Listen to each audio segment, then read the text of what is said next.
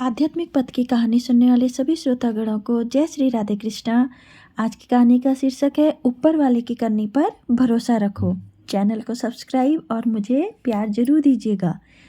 हम सभी के मन में कभी न कभी ये बात तो आती ही है कि भगवान जो कुछ भी हमारे या दूसरे के साथ करता है वह हर बार सही नहीं होता। भगवान हर बार जो फैसला हमारी ज़िंदगी के लिए लेते हैं वो हमारी सोच के अनुसार सही नहीं होता। ऐसे में हमें ये सोचते हैं कि अगर मैं भगवान होता या भगवान की जगह होता तो ऐसा नहीं होने देता, या फिर कुछ अलग करता, या सबकी ज़िंदगी में सिर्फ खुशियाँ और पैसा दे देता। इस दुनिया में अलग अलग धर्मों के लोग हैं और अपने धर्मों के अनुसार हर किसी ने अपने अपने भगवान को अपनी अपनी शक्तियाँ दे रखी हैं। हर धर्म के लोग एक ऐसी शक्ति पर विश्वास रखते हैं जिसके बारे में उन्हें लगता वही उनकी ज़िंदगी को चलाता है और वही उनके सुख दुख का हिसाब भी रखता है।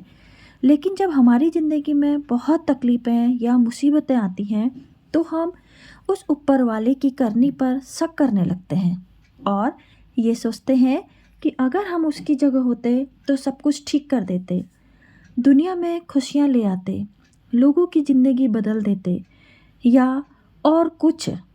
आज इस भगवान की मोटिवेशनल कहानी के ज़रिए में आप ये सीखेंगे कि क्यों हमें ऊपर वाले की करनी पर शक नहीं करना चाहिए। वो जो करता है उसके पीछे कुछ ना कुछ कारण होते हैं।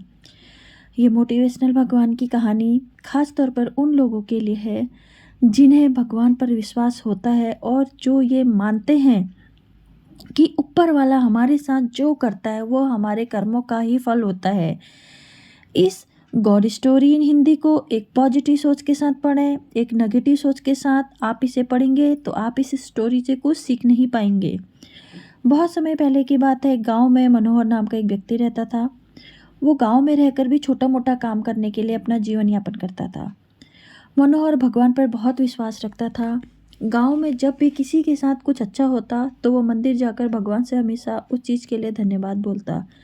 लेकिन गांव में जब कभी किसी के साथ कुछ बुरा होता तो वो भगवान में के सामने जाकर उनसे सवाल करने लगता। सवाल करने के बाद वो अक्सर ये बोलता कि भगवान, आपने उनके साथ अच्छा नहीं किया, अगर आपकी जगह मैं होता तो सब कुछ ठीक कर देता। मनोहर के सवाल करने की इस आदत से तंग आकर एक दिन भगवान उसके सामने प्रकट हो गए। उन्हें देखकर मनोहर आश्चर्य से भर गया। भगवान बोले, मनोहर, तुम हमेशा किसी का बुरा होने पर मेरे पास आकर मुझसे सवाल करने लगते हो और ये सोचते हो कि अगर तुम मेरी जगह होते तो सब कुछ सही होता। जैसा तुम सोचते हो ये सब उतना आसान नहीं है। मुझे हर किसी के लिए सही व्यवस्था करनी पड़ती है। एक जगह पर खड़े रहकर धैर्य से लोगों की प्रार्थनाएं, सुख दुख, गुस्सा, ये सब सुनना और किसे क्या देना है या किसी से क्या लेना है यह सब तय करना आसान नहीं होता। मनोहर बोला, प्रभु, आपका काम तो आसान ही है। आपकी तरह मैं भी दिन भर धैर्य के साथ एक जगह पर खड़े रहकर ये सब कर सकता हूँ। मनोहर की बात सुनकर भगवान बोले, ठीक है, अगर तुम्हें लगता है कि तुम ये सब कर पाओगे तो आज पूरे दिन मेरी जगह खड़े रहकर तुम मेरी जिंदगी जियो। लेकिन एक बात ध्यान रखना, मंदिर में हर कोई अपनी इच्छा के अनुसार कुछ ना कुछ मांगेगा। कुछ अच्छा बोलेंगे तो कुछ बुरा बोलेंगे। तुम्हें बस उनकी बातें सुननी है और धैर्य के साथ अपनी जगह में चुपचाप खड़े रहना है और अपनी तरफ से कुछ भी नहीं करना है। थोड़ा देर बाद गांव का एक धनी व्यक्ति मंदिर में आया और भगवान से बोला, प्रभु, मैं अपना कारोबार दूसरे गांव में भी करने जा रहा हूँ। आप मुझ पर अपना आशीर्वाद बनाए रखना। प्रार्थना पूरी करने के बाद जब वो धनी व्यक्ति भगवान के पैरों पर छूने के लिए नीचे झुका तो उसकी जेब से पैसों की एक गड्डी गिर गई। उसने उस पर ध्यान नहीं दिया और चला गया। भगवान की जगह पर खड़ा मनोहर ये सब देख रहा था और उसने सोचा कि उसे पैसे गिरने की बात बता देनी चाहिए, लेकिन शर्त के अनुसार उसने ऐसा करना उचित भी नहीं समझा। उसके जाने के तुरंत बाद मंदिर में एक गरीब व्यक्ति आया और उसने भगवान से कहा, प्रभु, गरीबी के कारण मेरे परिवार को 2 वक्त की रोटी मिलना भी बहुत मुश्किल हो गया है और ऐसे में मेरी माँ भी बीमार हो गई है। उसके इलाज के लिए भी मेरे पास पैसे नहीं हैं। प्रभु, मेरी मदद करिए। ऐसा कहकर जब वो गरीब व्यक्ति भगवान के चरण छूने लगा तो उसकी नज़रें उन गिरे हुए पैसों पर पड़ी और भगवान का आशीर्वाद समझकर उसने वह रख लिए। मनोहर इस बार भी कुछ नहीं बोला और उसने गरीब व्यक्ति को वो पैसे ले जाने दिए।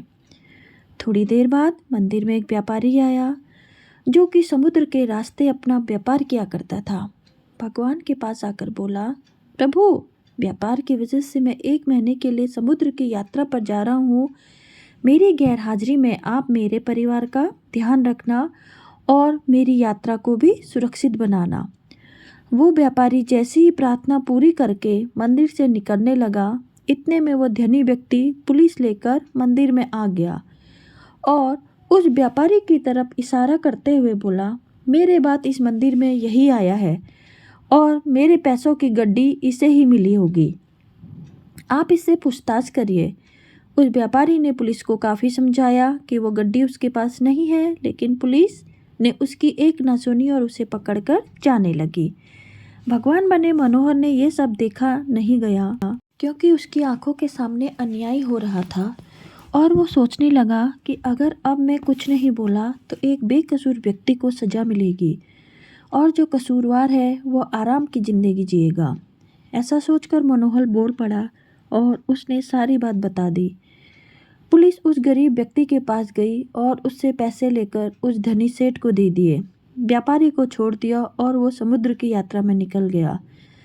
मनोहर इस बात से बड़ा खुश हुआ कि उसने गलत होने से रोक लिया और सही था वही किया, लेकिन इस सब में उसने अपनी सर तोड़ दी और भगवान ने फिर से वहाँ आ गए।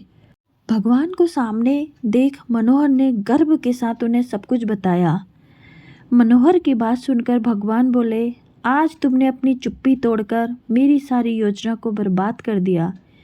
तुम्हें नहीं पता था कि उस धनी व्यक्ति ने गलत कामों से बहुत धन कमाया था।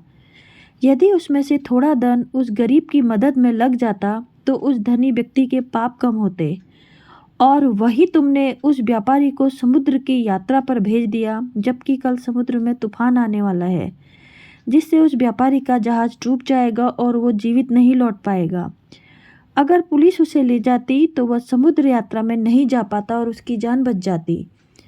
वही दूसरी तरफ वो गरीब व्यक्ति उन पैसों से अपनी माँ का इलाज करा लेता, लेकिन अब वो जेल में बंद है जिसकी वजह से उसकी माँ का इलाज नहीं हो पाएगा और वो दुनिया से चल बसेगी। उसका परिवार अब और भी बदतर ज़िंदगी जीने पर मजबूर हो जाएगा। तुमने सब कुछ ठीक करने के चक्कर में सब कुछ बिगाड़ दिया। ये सब सुनकर मनोहर को एहसास हो गया कि ऊपर वाला जो भी करता है उसमें किसी न किसी का भला ही होता है और दूसरों के लिए एक सीख होती है। भगवान हर किसी के जीवन के बारे में सोचकर ही अपनी योजना बनाते हैं और उनके जीवन को चलाते हैं। भगवान की जगह लेना किसी इंसान के लिए आसान नहीं है। मनोहर मन में बहुत दुखी हुआ और भगवान से माफ़ी मांगकर वहाँ से चला गया। जिसके भाग्य में जितना होता है उतना ही मिलता है। सीख जो हमें भगवान की प्रेरणादायक कहानी से मिलती है। ये कहानी हमें सिखाती है कि हमें कभी ऊपर वाले किए पर शक नहीं करना चाहिए। वो जो भी करता है उसके पीछे कुछ ना कुछ वजह होती है। जब भी हमारे संग कुछ बुरा होता है तो हम ऊपर वाले को शक की निगाहों से देखते हैं और सोचते हैं कि ये मेरे साथ ही गलत हो रहा है, लेकिन कई बार हमें भविष्य में उस चीज़ से फ़ायदा भी हो जाता है। ऐसा भी नहीं है कि हर बुरी चीज़ से हमें नुकसान ही हो। कई बार कुछ चीज़ें हमारे सबक की तरह होती हैं और जिनके होने से हमारी ज़िंदगी बदल जाती है। जैसे किसी के वहाँ चोरी होती है तो वे ये समझ जाता है कि आगे ऐसा ना हो उसके लिए क्या क्या सावधानी बरतनी है।